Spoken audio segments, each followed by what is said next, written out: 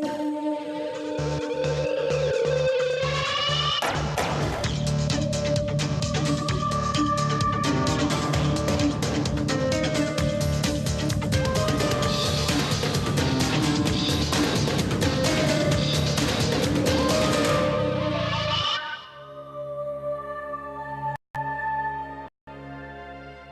heavens. Mankind has always been drawn to their power.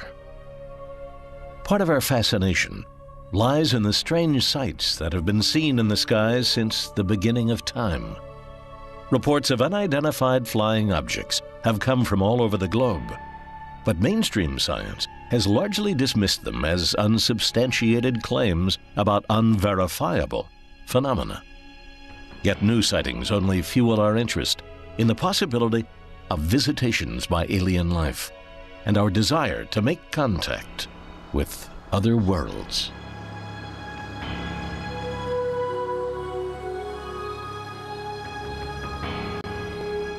Hello, I'm Bill Curtis. In this program, we'll look at puzzling claims of UFO sightings. In Colorado, a man videotapes what appears to be a huge craft hovering over the San Luis Valley. An investigation uncovers a series of gruesome revelations. Then, a commercial airline pilot mysteriously loses control of his plane when a brilliant light appears in the sky. And finally, a historic meeting of scientists and the UFO community. Working together for the first time, they try to determine the validity of UFO evidence. Do these incidents offer proof of extraterrestrial visitors? Or are they simply phenomena that will remain unexplained? The beautiful San Luis Valley of southern Colorado is an area known for its New Age beliefs, old-fashioned individualism, and Native American legends. Nestled against the Sangre de Cristo Mountains, the valley attracts paranormal and UFO researchers. Sightings of flying saucers have been part of local lore for the past century. Nearby, the Cheyenne Mountain Air Base conducts maneuvers, many under a cloak of secrecy. Some residents of this valley, like Jim Roberts, exchange stories of their sightings. We're talking about something that looks like a moon when there is no full moon. And I've never seen him really any higher than just below the tip of the mountain, the top of the mountain peaks. Sometimes you'll see like two car lights, and all of a sudden they'll flip-flop, one will be on top of the other. They just take off at enormous speed and are gone. Jimmy Lloyd is a retired Air Force colonel. He claims to have seen a huge craft over the San Luis Valley in January 1994. It was a clear day in the afternoon, and I was traveling down this road, and this object appeared in the windshield of my car, headed right toward the Oak Creek grade in a descending direction, went through that gap, and these bright arc green lights were in array like a horseshoe in reverse, and it was moving at a speed well in excess of 20,000 miles an hour, and no sound, absolutely no sound. The very same day, the Cheyenne Mountain Air Base reported that its satellite had picked up a flare on radar. The location of the flare and the direction of the craft Jimmy Lloyd says he witnessed intersect in the heart of the valley. Sightings like these in this area are often ignored as myth and exaggeration. One man actually captured his sighting on tape, Tim Edwards. Edwards' family owns a popular restaurant in Salida, Colorado. Like many residents, he had heard rumors of sightings. On the morning of August 27, 1995, Edwards had one of his own. My daughter Brandy and I just had got done eating breakfast and walked outside to check on the progress of two construction workers. And we're standing there probably about a minute or so. Brandy says, Daddy, there's something up in the sky. I said, Dad, no, there's something up in the sky. He says, stop, leave me alone. He looked up and he saw it. Tim grabbed his video camera and taped the event for 6 minutes.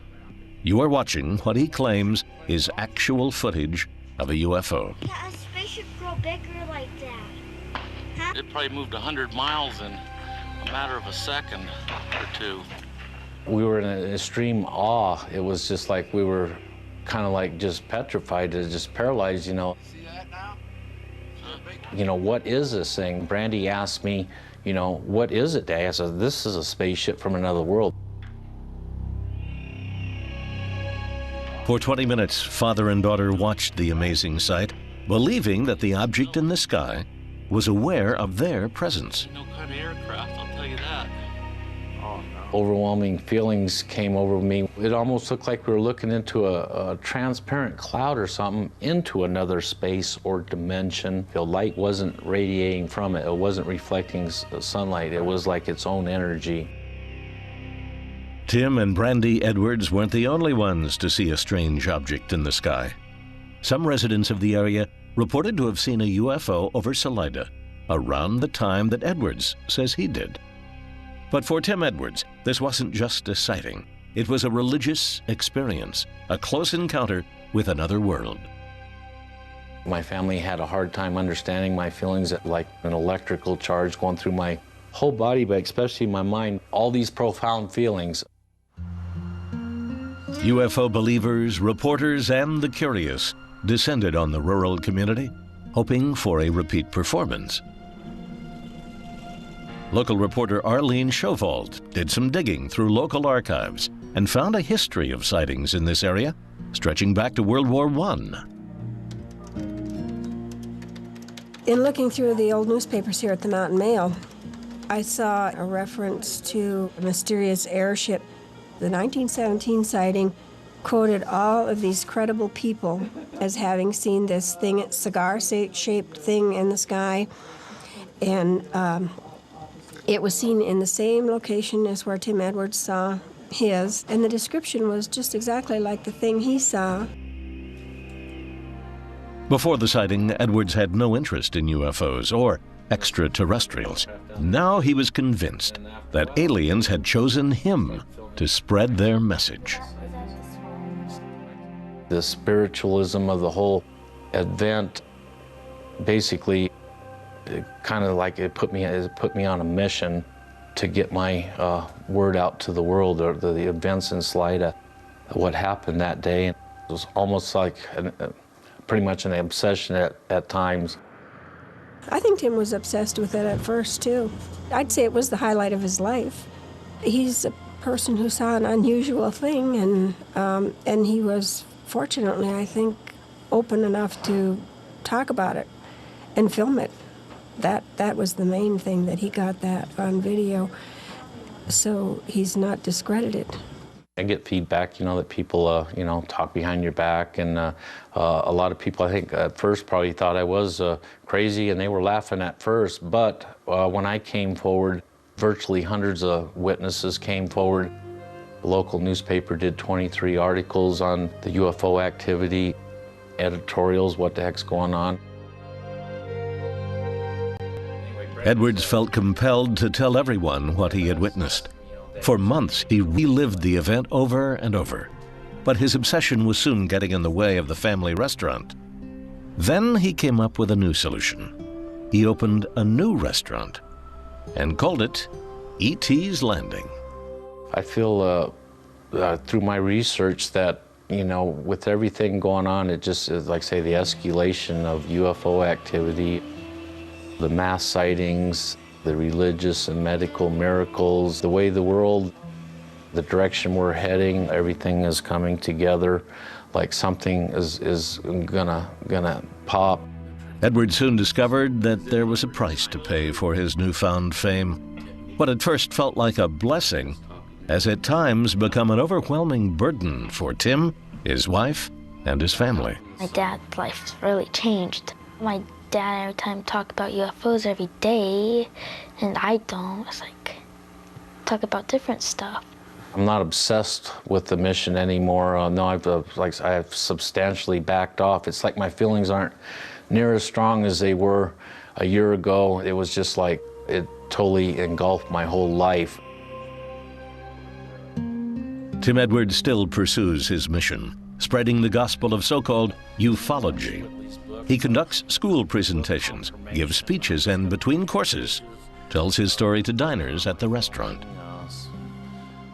The people in Salida have been very supportive, and they come to me a lot of times wanting answers and to talk about their sightings. They feel they can confide in me and trust me. Edwards' video has attracted UFO believers from around the world, and in their hunt for answers, they've uncovered another disturbing phenomenon in the San Luis Valley. The San Luis Valley of Colorado is a hotspot of UFO sightings. The area has also been linked to a series of mysterious and disturbing animal deaths over the past 30 years. On the morning of August 27, 1995, Tim Edwards videotaped an unidentified flying object over Salida, Colorado. His was the latest in a long history of such unexplained events in the valley. About a year after. Since 1995, UFO investigators have tried to uncover why the valley seems to attract such bizarre aerial phenomena. The footage that I saw that was shot by Tim Edwards was absolutely fabulous. Beyond description, really. It was truly an unidentified flying object. Ken Storch is a Denver area police officer and part-time UFO investigator. After seeing Tim Edwards' video, Storch visited Salida. He was struck by the effect the sighting had had on Edwards. It seems like anybody that has a real interaction with the phenomena, like a UFO, there seems to be a profound change in their personality. After Edwards went public with his video, sightings increased in the San Luis Valley, reaching a peak in 1998. It was then that Ken Storch returned to mount an unusual UFO research project. He brought an expedition into the valley in hopes of collecting data and evidence. In our group, we have an archaeologist, we have a theologist, a PhD, we have a retired police officer, we have a college student, we have a very diverse group of individuals that brought a lot of things to the table and a lot of perspectives that help us to gather this information and this data. Members of the team were chosen after responding to an ad Storch had placed in a Denver newspaper. Their reasons for joining the expedition differed as much as their backgrounds. I'm hoping that we can get enough exposure to get somebody to fund us for a solid year to go into the field to the hotspots. I have a natural curiosity about the phenomena that we're attempting to observe. And we're trying to get organized information. We have crews out at different times. And I feel comfortable with that. I think it's a better way of getting at the type of information we're trying to get at. Some members took shifts, scanning the skies. Others collected testimony from witnesses who reported seeing a craft similar to the one Tim Edwards videotaped. Sighting logs were compiled to look for patterns in UFO incidents. Other than some strange lights in the sky, the team came up with no evidence of UFOs. When the expedition ended a week later, Storch shared his findings with a local UFO investigator and author, Chris O'Brien. I originally got involved in full-time investigating when there was so much activity here in the San Luis Valley that I just couldn't believe that there was nobody running around interviewing folks, trying to document the reports that have been filed. I've seen red orbs, orange orbs, big, huge green fireballs, little tiny 12-foot hybrid saucer-type jet ships, like something out of the Jetsons is the only way I can describe it. The variety and intensity of unusual phenomenon reported here is unrivaled anywhere. It lasted about 12 minutes. Storch and O'Brien have recorded hundreds of testimonials concerning sightings in the valley. But Tim Edwards' video remains the most controversial piece of evidence to date. Tim Edwards' footage that he captured in late August 1995 is among the most impressive daylight videos of a UFO-type object I personally have ever seen. We were able to find witnesses around the state who saw something very similar that same day, and it's hard not to make the leap that everybody saw the same craft. To my knowledge, no one has yet adequately explained it. While the investigators found no physical evidence of UFOs, their research did uncover a dark legacy of bizarre animal mutilations that most locals refuse to talk about. For the past 30 years, deer, horses, and cows have been found butchered in a way that defies logic and reason. Their body cavities are carved out with delicate precision, and no blood is found at the site. Okay, it's Monday, October 24th. This animal was taken 25 days ago. There's unusual cookie cutter incisions. The side of the face looks like it was burnt. We see obvious cookie cutter incisions. I mean, phenomenal. Go ahead, tell me the coyotes did that. And this animal appears to have been cookie cutter incised all the way from the chin, all the way down the belly to the rear end. The carcasses are often found with genitals and portions of the head removed. To baffled investigators, the method of butchering is as shocking as the target of this killing spree. Crime scene evidence, some believe, indicates that the same person or thing has been responsible for the mutilations since they began in 1967. The bottom line is that there are very serious mutilations that are done in ways that animals can't do it. The normal human that went out with a knife couldn't do it. You can see where they've actually cut between the cells with something like a laser. How do you do that in the field? Well, I've heard people say now, well, there are field laser devices you could go do that with. Not 20 and 30 years ago. The bizarre killings have nearly bankrupted some valley ranchers. Sheriff's departments have been unable even to identify a suspect. From some of the interviews I've been able to conduct, it's just a phenomenal amount of animal mutilations that are going on in this area, and the outside world just doesn't seem to understand or know about it. I know of no other place that has the amount of cases documented from a single geographic region. Most of the cases are never heard of. They never are reported to law enforcement. They are never covered by the media. The rancher just picks it up in his truck, takes it to his bone pile, and out of sight, out of mind. And oftentimes the rancher just tell me, hey, I don't want to talk about it. Chris O'Brien has documented nearly 100 mutilations in the San Luis Valley. In the process, he has developed a theory that he believes might explain the bizarre phenomenon. The San Luis Valley is the only pristine environment left in North America. There's no air pollution, water pollution, any kind of pollution source here. Maybe the reason why we have so many animal deaths is because whoever or whatever is testing the animals may be testing the environment. And what a better place to have a control group for your baseline data to compare your other cases against. Chris O'Brien and Ken Storch continue their investigations, sharing intelligence, crime scene evidence, and conspiracy theories. So far, they have been unable to prove any connection between the UFO sightings and cattle mutilations. But they chase down every lead, hoping to find the one piece of information that might break the case.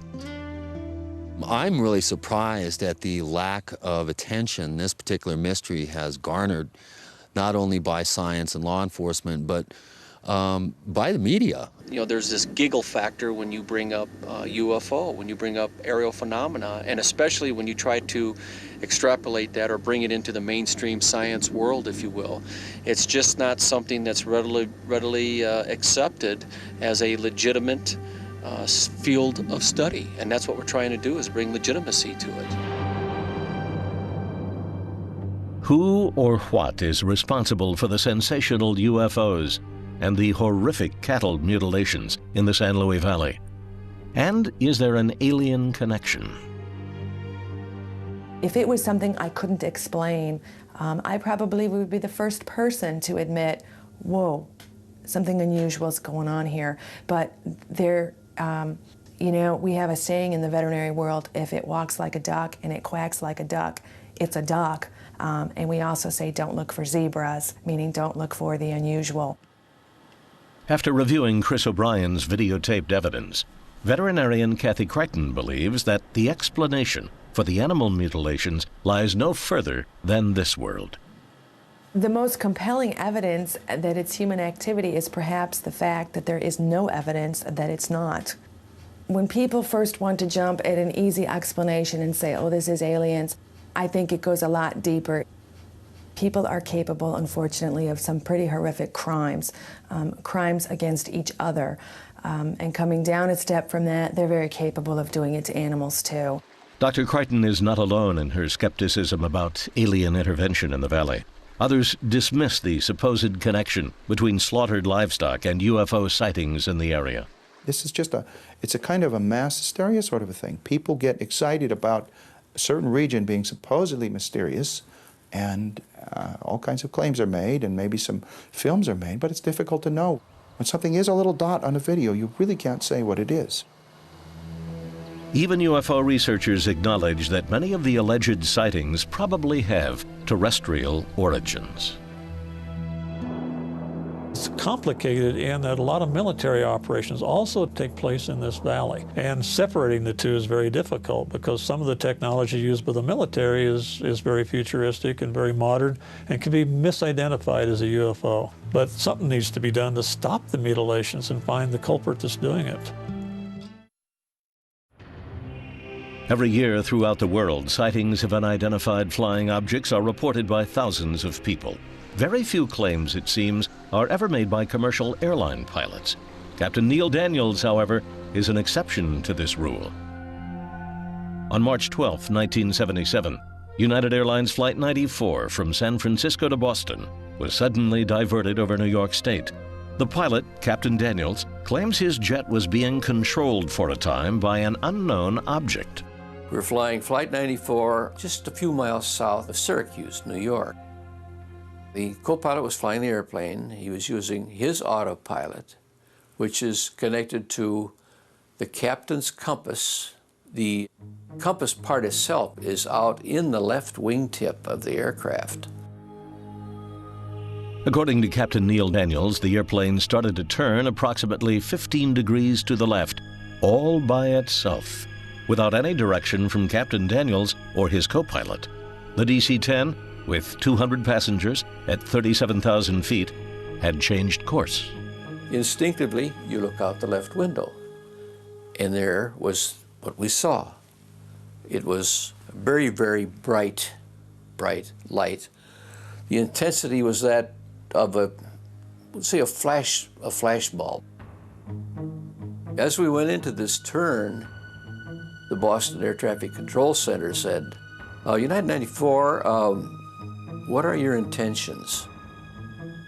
And I think I said, well, we don't know exactly, but we'll let you know when we find it out. Captain Daniels says he and his crew watched the intense light for 3 minutes as the light pulled the plane towards it. Daniels claims the passengers were unaware of any of these events. When I first saw it, it was forward of the wing. Hard to tell exactly how far out it was, but it was very, very brilliant, whatever. I watched it disappear back over the wingtip and back into the 8 o'clock position and accelerate at a very rapid rate. It was zip and gone, just like that. Captain Daniels radioed air control. He wanted to know if there was any traffic to the left of Flight 94. He was told there was nothing appearing on radar. The bright light and the source of the magnetic interference to the aircraft navigational system was a mystery. Flight engineer went back to his seat and he said, I don't know if I'm going to tell anybody anything about this at all. I'm not going to say anything. We're due to come back early, so I didn't want to get involved with the military or anybody like that on all-night questioning and answers and that type of thing. So we opted not to report it when we got in. Captain Daniels was haunted by memories of the incident, but continued to keep it a secret. 6 months later, however, he decided to tell his boss what had happened. So I told him, I said, this happened last spring that I had a sighting. And his reaction was, I'm sorry to hear that. I said, why? He said, well, bad things happen to people that have had sightings like this. And I thought to myself, what? So I shut up and I never said a word about it ever again. For about 7 years. Neil Daniels retired in 1980 and only then felt comfortable enough to discuss the incident. He says commercial airline pilots who reveal their UFO sightings pay a high price for speaking out. Daniels is still unable to explain the source of the bright light, but remains convinced about what he and his crew witnessed. Since the incident, Neil Daniels is the only one who has been willing to tell his story. Today, his flight engineer is a commercial airline pilot, and the co-pilot is now retired. Both have refused to come forward. I've been in contact with these two gentlemen. I can't give you their names. They don't want to be known. And I've talked to them about it, and they said, just disregard. I don't want to discuss it. I'm the little short guy here in the middle. And this was my co-pilot. Captain Daniels, a veteran of dozens of bombing raids during World War II, is now retired. He wants to go on record while he is still alive, in hopes that it might encourage other pilots to come forward. 22 years after his encounter, he still believes there are things going on in the skies beyond our understanding. One of the things that I really enjoyed about flying was, in the winter months, was to take off and head out of the East Coast in the evening. And we'd get away from the cities and look out at the dark and look up, right up there, and there was Orion. And there was his dog star right there. Gemini, the twins up here.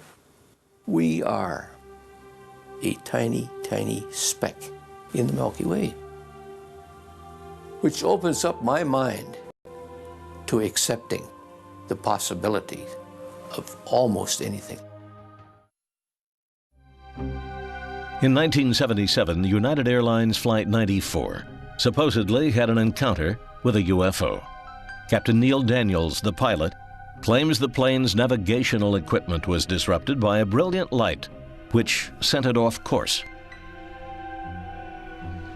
Fearing for his job, Captain Daniels did not come forward with his story until his retirement in 1980. 4 years later, research scientist Richard Haynes heard about the DC-10 case from other UFO investigators and contacted Neil Daniels. Haynes has researched over 3,000 cases of UFO incidents involving aircraft. He believes the pilot is a credible witness. I've come to realize how experienced he is. When this event occurred, he was in a position to evaluate what it might be, and yet he couldn't. And that's another reason I got involved. Unlike UFO sightings based solely on eyewitness reports, Haynes believes the Flight 94 incident is especially difficult to discount. The Neil Daniels case is a very significant case because it involves multiple eyewitnesses in the cockpit. It involves electromagnetic effects on board the aircraft, which have immediate implications for air safety. And it involves apparently or an allegedly independent object nearby the aircraft, which seemed to cause the changes in the cockpit instruments.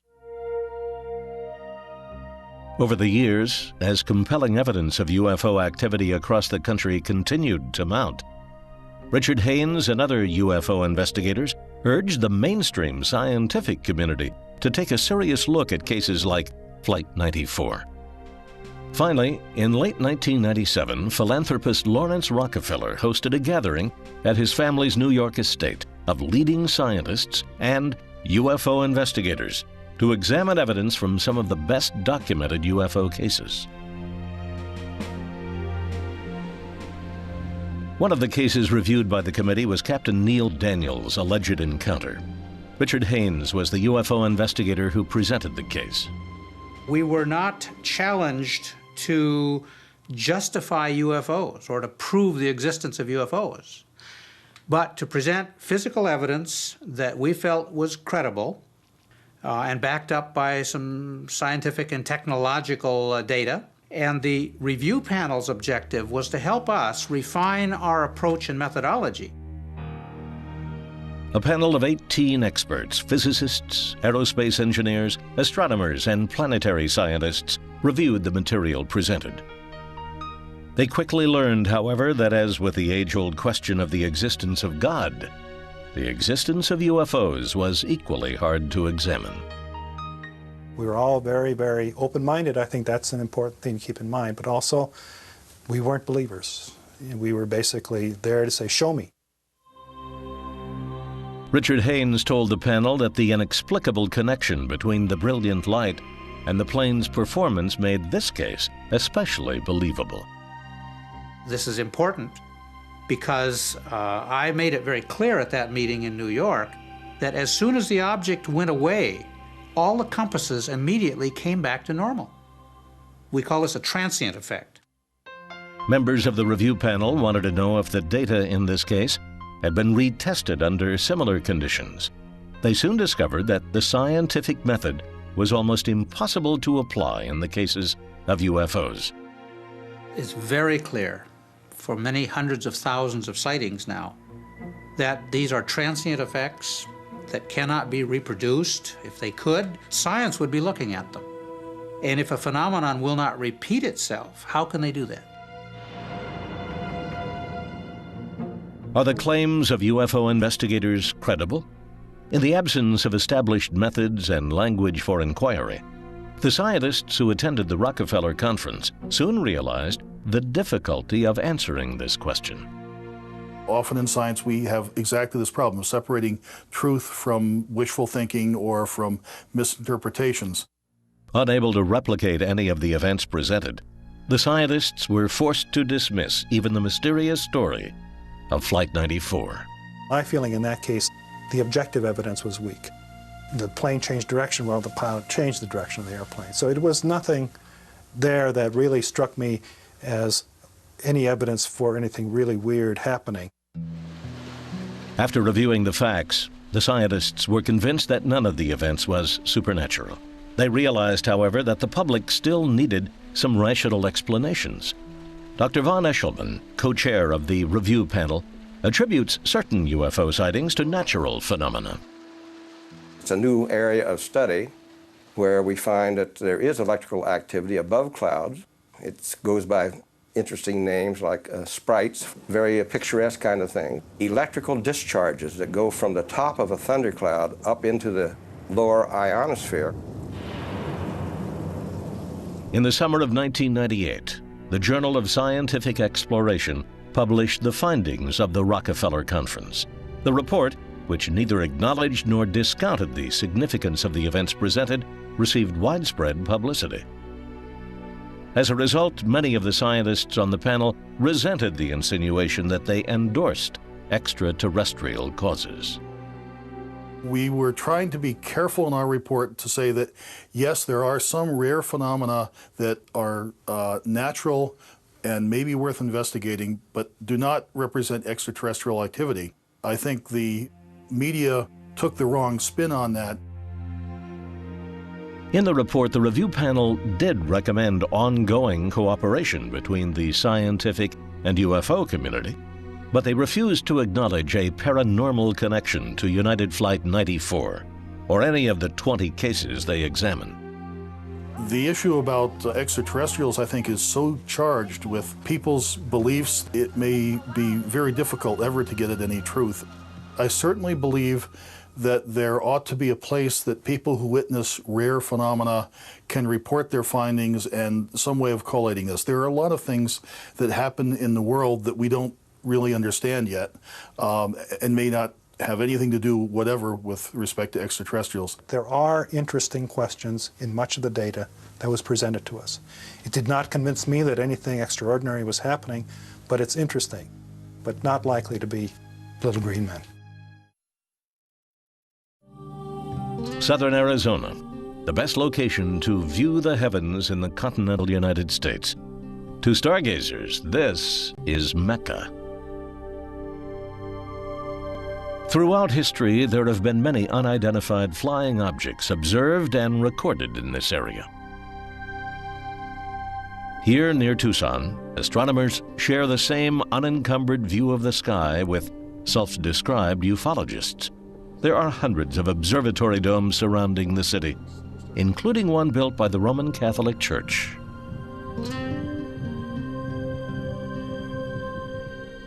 Father Chris Corbally is an astronomer and the vice director of the Vatican Research Group.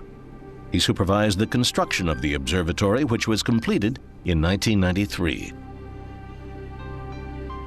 Since then, he and a small group of Jesuit priests operate a multi-million-dollar telescope high atop Mount Graham. We are carrying on serious scientific study in a wonderful environment. This is very much on the continental United States, a center of astronomy. We have the desert, so giving dryness and clear skies, and then we have these mountains which we can poke into the good, clear, stable air and so get excellent imaging. Corbally has devoted his life to cosmology. He spends much of his time examining the data gathered by the telescope at the University of Arizona, which shares the telescope with the Vatican. At the observatory entrance, a plaque inscribed in Latin commemorates the observatory on Mount Graham. Corbally wears garments of both science and faith and is not surprised by the Vatican's interest in astronomy. Other people know it's an unusual idea, and yet we have an over 400-year history of the Church's active involvement in science. Initially, it started for a practical reason, for reforming the calendar, which was getting out of step with the seasons. So then it continued, I think, simply because this was a wonderful way to have a presence in science and show the Church's regard for science. In 1616, the Roman Catholic Church demanded that Galileo stop teaching his sun-centered universe theory. In light of Rome's history of antagonism toward scientific discovery, Father Chris says the Vatican has altered its views on the role science can play in understanding the universe. The Vatican asked me to do science and let them know what I find. I follow the precepts and the methods of science when I do science. When I do theology and reflect on my faith, then I follow the methods of theology. So I can maintain the distinction between the two. So with two avenues that lead to truth, I don't find ultimately there can be conflict. Corbally is excited about scientific breakthroughs that can be made by this 72-inch lens, known as the Pope scope. As for the possibilities of finding extraterrestrial life, he is cautiously optimistic. My personal hopes are high. My science always puts a control on that, because clearly from the scientific point of view, we have not yet found another Earth-like planet. Like anyone, I've seen strange lights in the sky. And yet the extraterrestrial intelligence explanation is always going to be the most remote one. Interesting maybe, but no evidence as yet. Some members of the UFO community believe that the presence of the Vatican Observatory suggests that the Church is looking for extraterrestrial life. Father Corbally denies this assumption. The reason for this telescope is to do science, not to find ET at the end of it. But through doing science, we build up our understanding of the universe, and so this will help to build up the picture in which life, at least our own life on Earth, has formed. But I don't think we're going to see ET waving at us actually through this telescope. The Vatican Observatory is part of a long legacy of scientific and religious study in southern Arizona. Less than 100 miles from Mount Graham, the Casa Grande ruins are a testimonial of early man's desire to understand the heavens. 2,000 years ago, some believe an advanced civilization called the Hohokam built an observatory here and manned it with priests and shaman. The Hohokam site here was very likely not just an observatory, but at some point in the past there must have been some sort of a contact in this site which would have established itself in the eyes of the Hohokam and the ancient peoples as a sacred site. A link to the stars was probably at this place where you see behind me. Father Chris attributes some of the sightings by ancient man in this area to natural phenomena. The Native Americans that were here from long ago and that have certainly looked at the stars and understood them. The Crab Nebula, now that exploded in the year 1054, and from pictographs on rocks might well have been seen and recorded in that way by Native Americans in the locality around here. In the shadow of the Popescope, the UFO community conducts a different type of stargazing. They claim sightings are still occurring in this hotspot and suspect it's one of the reasons the Vatican chose to build an observatory here. The observatory that the Catholic Church has established just a few miles from here, and the observatory of the Casa Grande ruins, and the pictographs that we have here, I think there's a spiritual connection. Those of us in the UFO community realize that this area is special. Obviously, prehistoric man felt it was special because they felt compelled to leave behind their mark. I don't think that anybody that's in tune with the planet can come to a location like this and not feel the magic. This area is amazing in its links in the distant past to the sky, and that's what I suggest this is again in the past.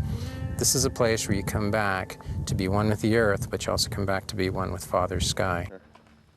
Ultimately, I think what we're all trying to do is to return to the heavens, to return to the place where we were born. Scientific and technological advances are expanding our knowledge of the universe. Will this someday bring us closer to the discovery of alien life forms? I think it's a very good thing that the Vatican and anyone else is open to the possibility. It wasn't that many years ago that people didn't even believe that organic material even came from outer space. That, I still say, is a long step from finding life forms elsewhere. I believe they're out there. I just don't think we're going to make contact. A good scientist has to be a person of faith. Why? Because we're dealing with, in this case, UFOs, a phenomenon which I've never seen. I believe in God, and I believe that He created life on this planet, and I believe He created life on other planets, and that they have space programs, just like we do, and they've gotten here first. Until contact is made, if ever, the Vatican Observatory, along with the UFO community, will keep on gazing at the wide western skies. If there is life, then it will be very much part of God's creation. I don't find creation evil, I find creation good. So we're taking part in the Creator who found everything, at each day in Genesis, at the end of each day, and the stage was reached, and God saw it was good. We're taking part in that. In mankind's quest to understand the cosmos, lines between science and faith have blurred. Since the dawn of the space age, we have been forced to consider the question, is there life out there?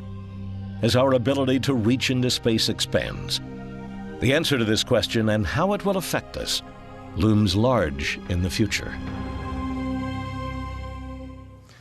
Why are we so tantalized by the idea of contact with life from another world? Surely anyone who has ever stood beneath the night sky has marveled at the vast unknown out there. Will we one day be able to communicate with beings from faraway places? Or are we alone in the cosmos? At least for now, these questions remain unexplained.